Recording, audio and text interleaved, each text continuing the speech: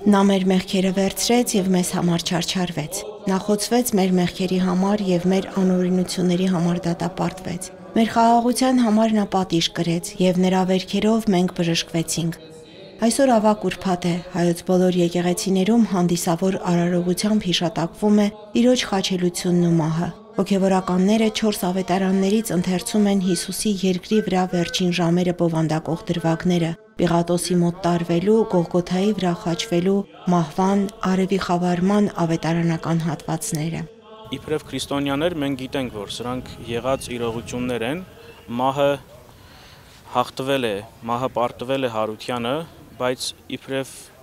մարդիկ, որոնք կարիքն ունեն ամեն անգամ հիշատակելու, ամեն անգամ իրենց համար արձանագրելու, Հարությունը մեզ տրվել է հենց խաչի ճանապարհով, հենց տանջանքի, հենց տառապանքի միջոցով։ Տխրությամբ լի այս օրը քրիստոնյային հիշեցնում է փրկության հաղթանակի և հավիտենական կյանքի մասին, քանզի Քրիստոս խաչի վրա հաղթեց մեղքին և փրկության դուռ բացեց մեղավորներիս համար։ 4 ավետարաններում նկարագրված մատնության, ձերբակալության և դատապարտության տեսարաններն արտահայտում են Քրիստոսի մարդկային և աստվածային էությունների դրսևորումները, մարդկային տառապանքն ու ցավը խաչի վրա իրեն խաչվողներին ներելը։ Քրիստոս շուրջ 3 տարի քարոզեց, առակներով մեջբերումներ արեց, բովանդակ մարդկությանը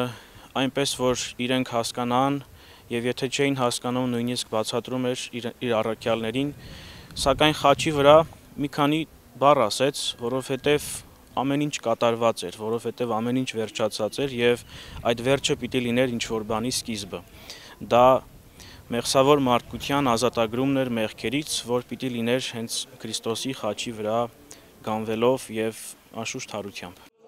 Նա մեր մեղքերը իր մարմնով բարձրացրեց խաչափայտի վրա, ասում է առաքյալը։ Սա նշանակում է, որ խաչելության խորհուրդը մեզ համար չարի նկատմամբ հաղթանակն է, հաղթանակը աստվածային սիրով։ Լիաննա Չիչակյան, Գևորգ Ավագյան, Եկեղեցական կյանք։